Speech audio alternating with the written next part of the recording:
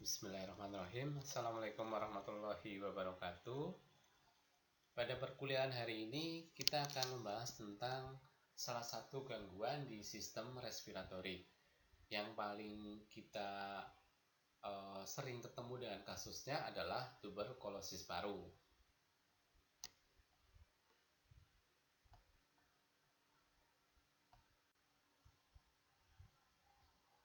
Ya, baik. Sebelum masuk ke sub pokok bahasan dari TBC, kita harus tahu dulu terkait dengan tujuan dan manfaat dari pembelajaran di mata kuliah KMB, khususnya di topik tuberkulosis paru. Setelah mahasiswa memahami tentang konsep dari tuberkulosis paru, maka mahasiswa dapat mengetahui tentang definisi, etiologi, manifestasi klinis, patofisiologi, komplikasi, dan bagaimana penata laksanaan dari tuberkulosis paru. Kita masuk ke sub pokok bahasan. Nah, mahasiswa sudah tahu tentang gambar ini. Ya, jadi gambar ini di sini melihatkan tentang gambaran radiologi atau foto rongsen dari pasien tuberkulosis paru yang sudah positif. Apa bedanya dari gambaran ini dengan gambar yang normal? Jadi pada pasien TB paru dengan gambaran paru dengan TBC yang positif, maka gambaran rongsen parunya akan terlihat berwarna putih seperti awan yang harusnya normalnya adalah hitam. Sebelah kiri putih, sebelah kanan agak hitam sedikit. Ini juga ada putihnya. Atau yang namanya kavitasi. Ya, jadi warna putih ini atau kavitasi di area paru, sel-sel paru ini menandakan adanya kerusakan pada atau infeksi pada jaringan paru. Ya, disebabkan oleh Mycobacterium tuberculosis. Ini gambaran awal. Sebelah kanan juga ada sedikit yang berwarna putih. Yang kiri, lobus kiri superior itu lebih banyak. Baik, sebelum masuk ke subdefinisi, kita pahami dulu terkait dengan epidemiologi. Pada kasus-kasus tuberkulosis merupakan suatu penyakit yang menular yang sangat menjadi perhatian di dunia. Dengan berbagai upaya pengendalian yang telah dilakukan dan insiden kematian akibat tuberkulosis yang sudah mulai menurun. Pada tahun 2014, penyakit TBC diperkirakan menyerang 9,6 juta orang dan menyebabkan kematian sebanyak 1,2 juta jiwa. Negara Indonesia, India, dan Cina merupakan negara dengan penderita tuberkulosis terbanyak di dunia. Pada kurun waktu 2010 tahun.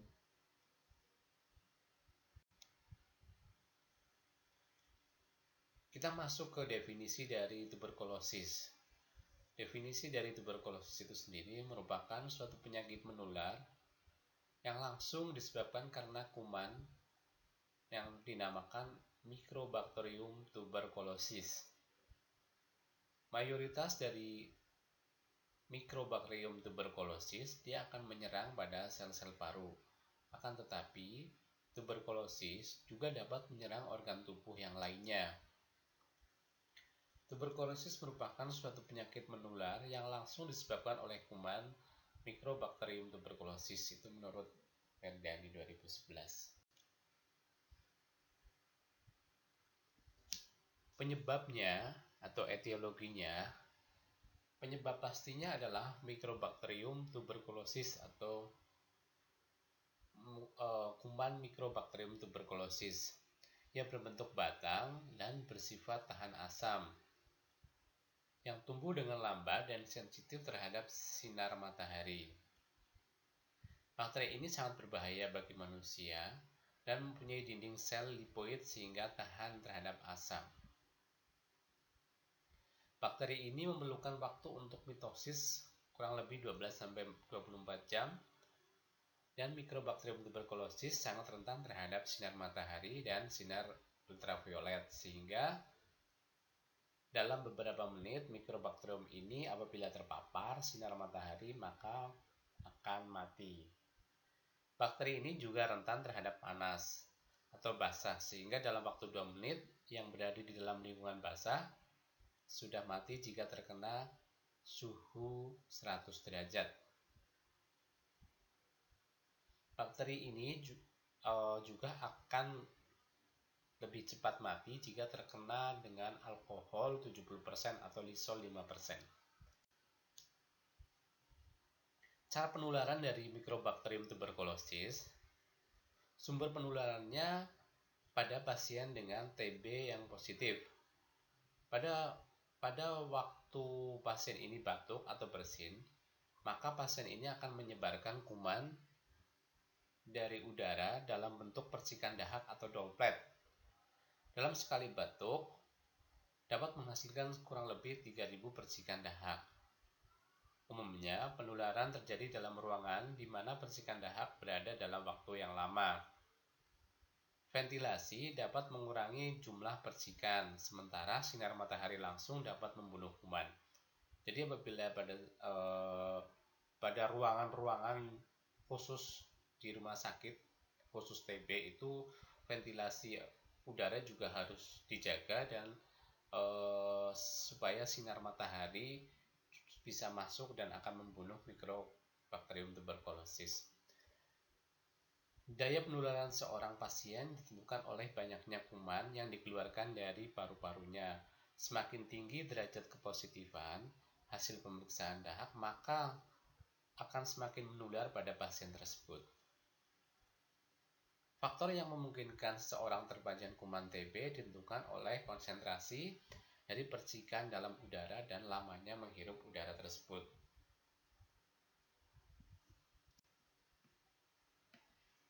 Nah, ini gambar ini memperlihatkan bagaimana caranya penularan dari mikrobakterium tuberkulosis dari satu orang ke orang yang lain. Yang sebelah kiri ini adalah penderita, dia batuk atau bersin, kemudian di udara dropletnya ini akan masuk ke orang yang sehat melalui dahak atau percikan droplet.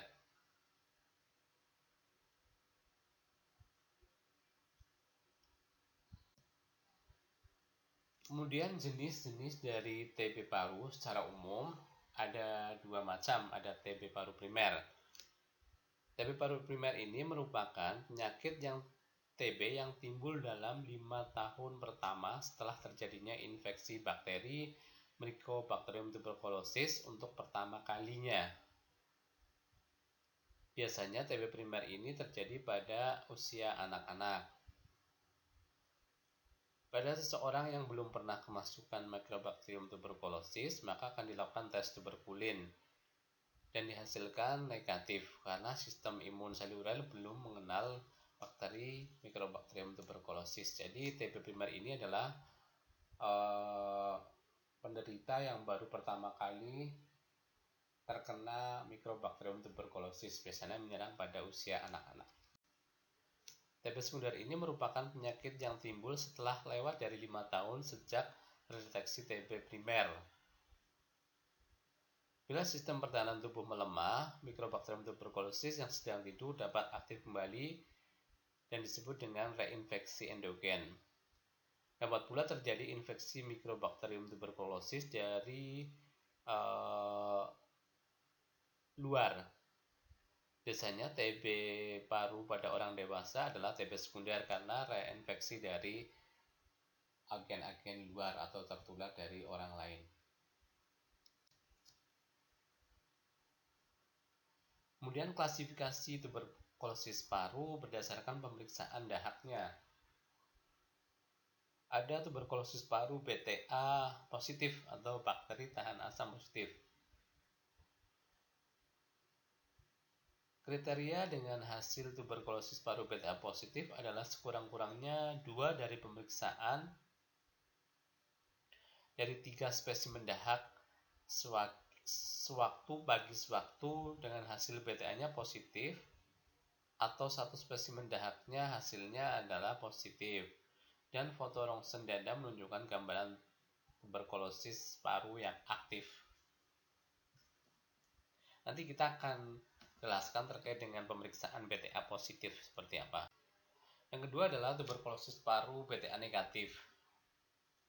Pemeriksaan 3 spesimen dahak SPS itu adalah pemeriksaan dahak sewaktu, pagi, dan sewaktu. Hasil BTA-nya adalah negatif. Dan foto rongsen dada menunjukkan gambaran tuberkulosis aktif. Atau TBC paru dengan BTA positif, rongsen dadanya negatif, dan rongsen dada positif. Dibagi berdasarkan tingkat keparahan penyakitnya, yaitu bentuk berat dan ringan. Bentuk berat, bila gambaran foto rongsen dada memperlihatkan gambaran kerusakan paru yang luas. Sedangkan yang ringan adalah kerusakan parunya adalah sedikit. Klasifikasi TB berdasarkan tingkat keparahannya. TBC dengan ekstrak paru ringan. Misalnya adalah TBC dengan kelenjar limfe, pleuritis, eksudatif unilateral, atau mengarah ke gangguan tulang, kecuali tulang belakang. TBC dengan ekstra paru berat, misalnya TBC dengan komplikasi ke gangguan meningitis, Miller, perikarditis, peritonitis, dan pleuritis.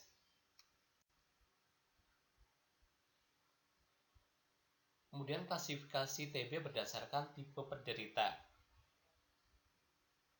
Ada kasus baru adalah penderita yang belum pernah diobati dengan obat, itu adalah obat anti-TBC, atau sudah pernah menelan obat kurang dari 1 bulan. Kemudian kasus kambuh atau relap adalah penderita TBC yang sebelumnya pernah mendapat pengobatan tuberkulosis dan telah dinyatakan sembuh, kemudian kembali lagi berobat dengan hasil pemeriksaan dahak BTA positif. Kemudian pindah atau transfer, yang merupakan penderita yang sedang mendapat pengobatan di suatu kabupaten lain dan kemudian pindah berobat ke kabupaten. Kemudian menderita dengan setelah lalai atau pengobatan setelah default dropout adalah penderita yang sudah berobat paling kurang 1 bulan dan berhenti 2 bulan atau lebih, kemudian datang kembali dengan hasil pemeriksaan dahak BTA positif. Ini dropout atau default. Tanda gejala yang khas atau ciri khas dari TBC yang pertama adalah demam. Demam terjadi lebih dari 1 bulan atau biasanya pada waktu pagi hari. Yang kedua adalah batuk. Batuk ini biasanya dimulai dari batuk kering. Batuk ini lebih dari 3 minggu sampai dengan batuk berdahak. Awalnya kering, lama-lama berdahak, dan lama-lama batuk darah atau hemapto. Yang ketiga adalah sesak nafas.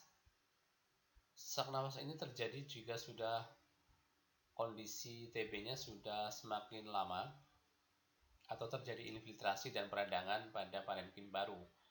Yang berikutnya adalah nyeri dada, kemudian malaise dan penurunan berat badan atau pasiennya biasanya kurus. Ya. Pengurangan nafsu makan, pasiennya kurus, nyeri dada, sesak napas, batuk lebih dari 3 minggu, kemudian demam. Ini adalah tanda-tanda klinis yang khas pada pasien TB. Nah, ini gambar ini menunjukkan adanya tanda-tanda dari tuberkulosis. Ada batuk bercampur darah, batuk terus-menerus lebih dari 2 minggu, nyeri dada, sesak napas, berkeringat di malam hari, demam yang berkepanjangan, nafsu makan menurun, dan berat badan juga menurun.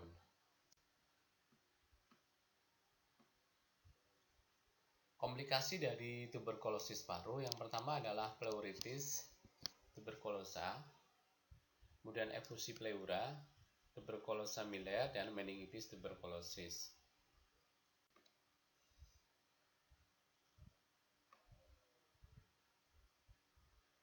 Pemeriksaan penunjang dari tuberkulosis paru yang pertama adalah pemeriksaan sputum atau dahak. Jadi pasiennya disuruh dahak, kemudian diambil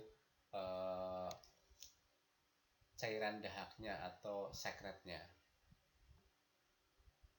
Di sputum ini akan ditemukan yang namanya kuman bakteri tahan asam atau BTA. Pemeriksaan dahak dilakukan 3 kali. dahak sewaktu datang atau dinamakan S, dahak pada pagi harinya setelah dia pulang, kemudian dia dahak, kemudian dia membawa pot sputum dahak, kemudian ditempatkan di situ. Kemudian besoknya dia akan datang lagi ke poliklinik sewaktu atau kunjungan keduanya, sewaktu pagi sewaktu. Bila didapatkan hasil 2 kali positif, maka dikatakan PTA positif. Bila 1 positif dan 2 kali negatif, maka pemeriksaan perlu diulang kembali. Pada pemeriksaan ulang akan didapatkan 1 kali positif, maka dikatakan mikroskopis PTA negatif. Kemudian pemeriksaan yang berikutnya adalah Zell-Nelson atau pewarnaan terhadap sputum. Hasil positif jika ditemukan bakteri tahan asam pada sputum tersebut. Yang ketiga adalah skin test dengan mantox, ya, suntik di bawah kulit, ya, dengan mantox test. Hasil dari mantox ini dinyatakan 5 kriteria. Yang pertama, jika indikasi atau hasil dari penyuntikan tersebut nanti akan dilihat apakah ada penebalan pada area suntikan kurang lebih 0-5 mm diameternya, maka mantoknya adalah negatif. Jika indikasi 6-9 mm, maka hasilnya masih diragukan. Jika tesnya hasilnya 10-15 mm, artinya tes mantok positif. Jika indikasi lebih dari 16 mm, hasil mantok positif kuat. Reaksi ini akan timbul setelah 48-72 jam setelah injeksi antigen intrakutan. Jadi setelah disuntik akan terlihat kurang lebih 2-3 hari tes ini akan terlihat. Kemudian foto rongsen dada. Foto rongsen dada ini akan menunjukkan adanya infiltrasi pada lesi di area jaringan-jaringan di sel-sel paru atau parenkim paru, dan adanya cairan atau penumpukan cairan di area paru. Perubahan yang menunjukkan perkembangan tuberkulosis meliputi adanya kavitas dan area fibrosa. Di depan tadi sudah ada gambaran rongsen dada, maka itu yang dinamakan infiltrasi pada parenkim paru. Kemudian ada pemeriksaan histologi atau kultur jaringan, jadi diambil jaringan parunya, kemudian diperiksa. Hasil positif jika terdapat Mycobacterium tuberculosis pada jaringan-jaringan paru. Kemudian biopsi jaringan paru. Kemudian pemeriksaan elektrolit tergantung mungkin bisa terjadi abnormal jika dilihat dari lokasi atau beratnya infeksi. Kemudian ada pemeriksaan AGD atau analisa gas darah, diambil sampel darah, kemudian dicek apakah mengalami asidosis atau alkalosis.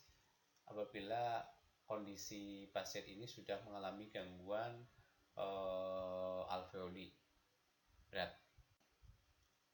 Kemudian pemeriksaan fungsi paru untuk melihat adanya penurunan pada kapasitas vital paru, kapasitas total paru, dan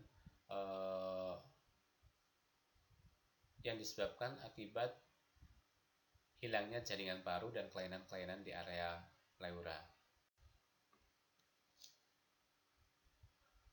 Kemudian pengobatan tuberkulosis. Pada fase awal harus terdiri dari obat isoniazid, rifamycin, dan piranesiamin dan ethambutol. Kemudian fase lanjutan yang dianjurkan terdiri dari isoniazid dan rifamycin yang diberikan selama 4 bulan. Isoniazid dan ethambutol diberikan selama 6 bulan, merupakan panduan alternatif pada fase lanjutan yang dapat dipakai jika kepatuhan pasien tidak dapat dinilai.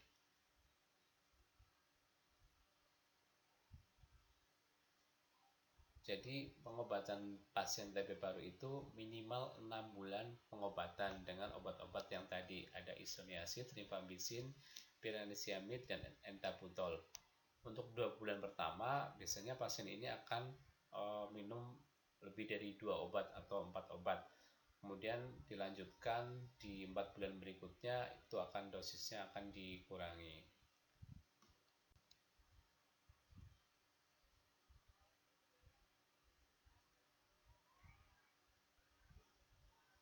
Secara umum terapi TB itu diberikan kurang lebih 6 bulan, jadi harus teratur untuk minum obat, tidak boleh putus.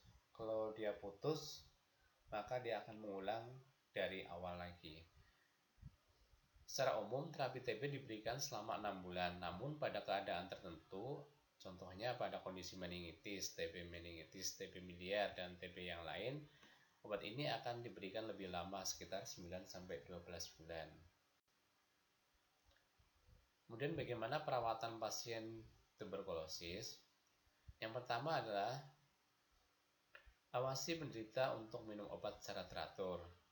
Yang paling berperan biasanya adalah keluarga atau pendamping minum obat. Jadi harus ada keluarga yang mendampingi pada saat pasien ini mengkonsumsi obat-obat TB. Mengingatkan dan mengambil obat jika obat ini habis. Yang kedua, mengetahui adanya gejala atau efek samping obat yang merujuk bila diperlukan. Mencukupi kebutuhan gizi seimbang pada penderita. Jadi selain diobati, juga harus mengkonsumsi makanan dengan gizi yang seimbang. Istirahat teratur, mengingatkan penderita untuk periksa ulang dahak pada bulan kedua, kelima, dan keenam. Menciptakan lingkungan rumah dengan ventilasi dan pencahayaan yang baik. Kemudian bagaimana pencegahan penularan dari Mycobacterium tuberculosis? Yang pertama, pasien dengan tuberkulosis harus menutup mulut jika dia batuk atau bersin. Kemudian harus membuang dahak, tidak boleh di sembarang tempat, harus di tempat yang tertutup, dan harus diberi lisol untuk tempat dahak tersebut. Kemudian harus mengkonsumsi makanan yang bergizi. Kemudian memisahkan alat makan dan minuman dari bekas penderita, harus disendirikan. Memperhatikan lingkungan atau pencahayaan dan ventilasi yang baik. Untuk anak atau usia bayi harus diimunisasi BCG.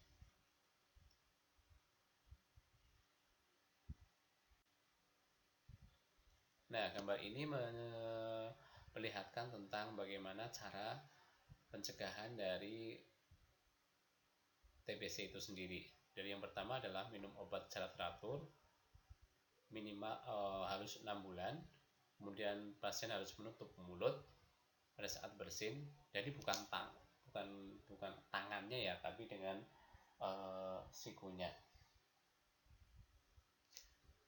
Kemudian tidak boleh membuang dahak di sembarang tempat. Tadi harus ditutup tempat khusus dan diberi lisol dahak ini, supaya apabila dahak ini masuk ke lisol dia akan langsung mati.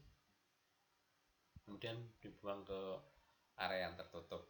Ventilasi cahaya yang baik untuk di rumah.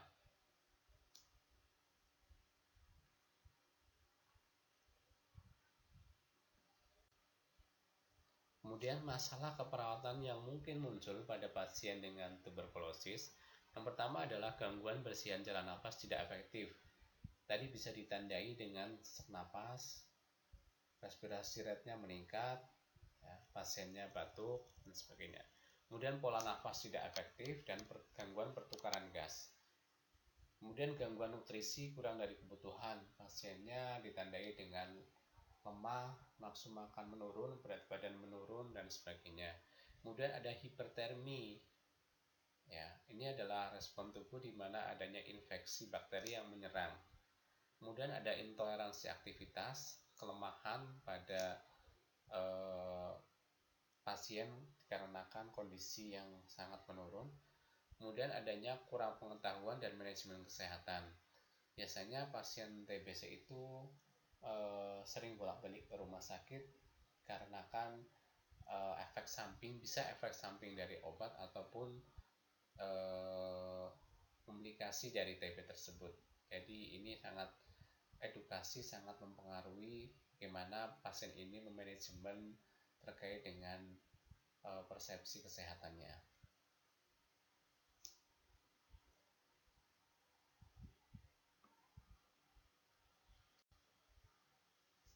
Baik, tadi sudah dijelaskan terkait dengan konsep TBC, dari mulai definisi, manifestasi, etiologi, kemudian klasifikasi, pemeriksaan penunjang, sampai dengan penata laksanaan dari tuberkulosis paru.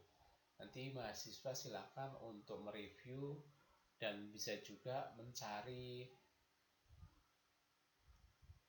materi atau jurnal-jurnal terkait dengan TBC supaya menambah pengetahuan terkait dengan TBC. Mungkin itu yang bisa saya sampaikan. Terima kasih. Wassalamualaikum warahmatullahi wabarakatuh.